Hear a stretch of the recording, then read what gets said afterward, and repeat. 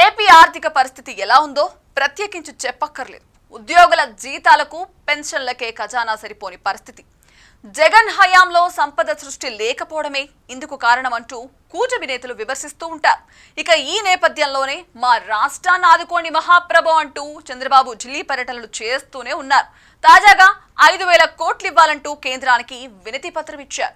మరి కేంద్రం కరుణిస్తుందా? ఏపీ కష్టాలు తొలగేదెప్పుడు?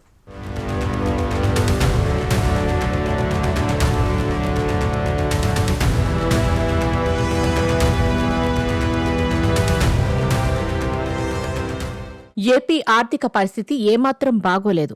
జగన్ హయాంలో సంపద సృష్టి లేకపోవడంతో ఆదాయ మార్గాలు లేకుండా పోయాయన్న టాక్ ఉంది. దీంతో ఇప్పుడు పథకాల అమలుకు డబ్బు కోసం కూటమి సర్కారు కేంద్ర సాయం కోసం ఎదురు చూడాల్సిన పరిస్థితి. అందుకోసం చంద్రబాబు ఢిల్లీ పర్యటనలు చేస్తున్నారు.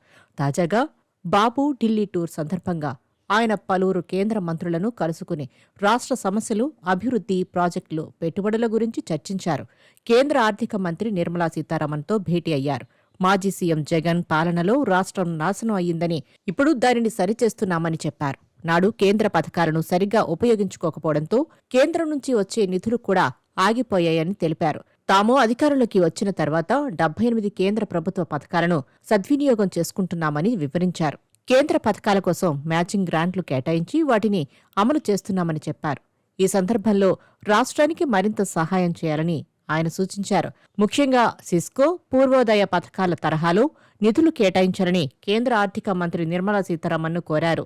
సిస్కో పథకం కింద ఇప్పటికే 2,010 కోట్లు లభించాయని తెలిపారు. రాష్ట్రంలో పెండింగ్లో ఉన్న మూలధన ప్రాజెక్టుల కోసం అదనంగా 5,000 కోట్లు మంజూరు చేయాలని వినతి పత్రం సమర్పించారు.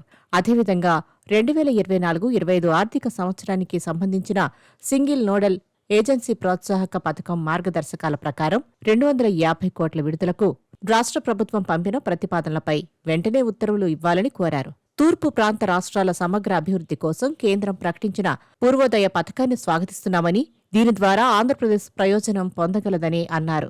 ఈ పథకం విధి విధానాలు రూపొందించి త్వరగా అమలు చేయాలని ముఖ్యమంత్రి సూచించారు. తర్వాత చంద్రబాబు ఆర్థిక సంఘం చైర్మన్ అరవింద్ పనగడియాతో కూడా భేటీ అయ్యారు.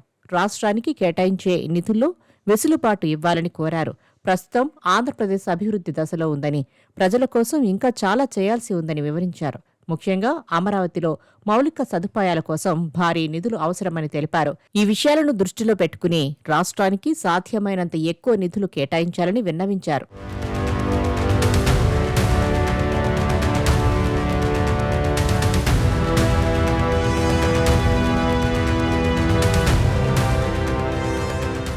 కేంద్రం సహాయం లేకుండా అప్పుల్లో కూరుకుపోయిన ఏపీని బయటకు లాగడం కష్టం.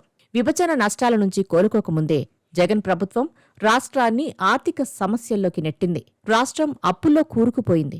ప్రతి సంవత్సరం 40,000 కోట్లకు పైగా కేవలం అసలు మరియు వడ్డీ చెల్లింపులకే వెచ్చించాల్సిన పరిస్థితి. ఈ పరిస్థితి నుంచి బయటపడాలంటే రాష్ట్ర ప్రభుత్వం కృషితో పాటు కేంద్రం సహాయం కూడా అవసరం. ప్రస్తుతం కేంద్రంలో మోదీ ప్రభుత్వం టీడీపీ, జనసేన మద్దతుపైనే ఆధారపడి ఉంది. మోదీ కూడా ఆంధ్రప్రదేశ్ సర్వతోముఖాభివృద్ధికి సహకరిస్తామని అనేకసార్లు హామీ ఇచ్చారు. పవన్ కళ్యాణ్, చంద్రబాబు తమ పార్టీలు పదవుల కోసం పాటుపడడం లేదు, తమకు పదవులు అవసరం లేదని, రాష్ట్ర అభివృద్ధికే సహకారం కావాలనేది వారి వైఖరి. ఈ విషయంలో కేంద్రం కూడా సానుకూలంగా ఉన్నట్లు తెలుస్తోంది. అడిగినంత కాకపోయినా ఎంతో కొంత కేంద్రం కూడా ఇస్తూనే వస్తోంది. కూటమి ప్రభుత్వానికి కేంద్రం నుంచి రాష్ట్రానికి మరిన్ని నిధులు తీసుకురావడమే మెయిన్ టార్గెట్.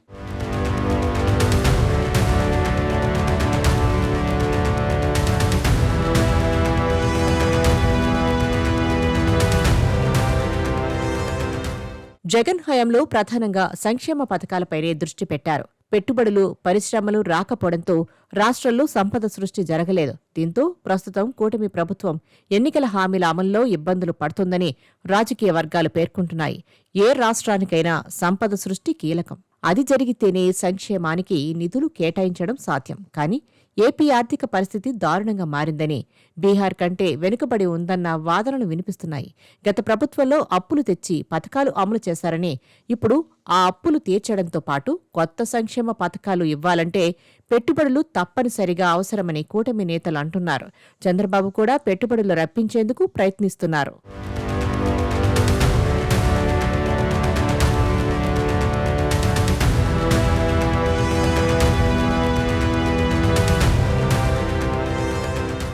అప్పుల విషయంలో జగన్ పాలనపై విపరీతమైన ఆరోపణలు వచ్చాయి. జగన్ హయాంలో ఏపీ అప్పుల ఊబిలో కూరుకుపోయిందని అప్పట్లో టీడీపీ గగ్గోలు పెట్టింది. ఉచిత పథకాలు, తాయిలాలు ఇచ్చేందుకు జగన్ రాష్ట్రాన్ని అప్పుల సుడిగుండంలోకి నెట్టారని, ప్రజలు జీవన ప్రమాణాలు మెరుగుపరచకుండా ఉచిత పథకాలతో జోకొట్టారని, రాజకీయ ప్రయోజనాల కోసం, ఓటు బ్యాంకు రాజకీయాల కోసం జగన్ విచ్చలవిడిగా అప్పులు చేసి రాష్ట్రాన్ని సర్వనాశనం చేశారని తెలుగుదేశం ఆరోపించింది. ఇక రాజధాని లేకపోవడం, పెట్టుబడులు, పరిశ్రమలు ఆశించినంతగా రాకపోవడంతో సంక్షేమ పథకాల అమలు కోసం అప్పులు చేయాల్సి వస్తుంది.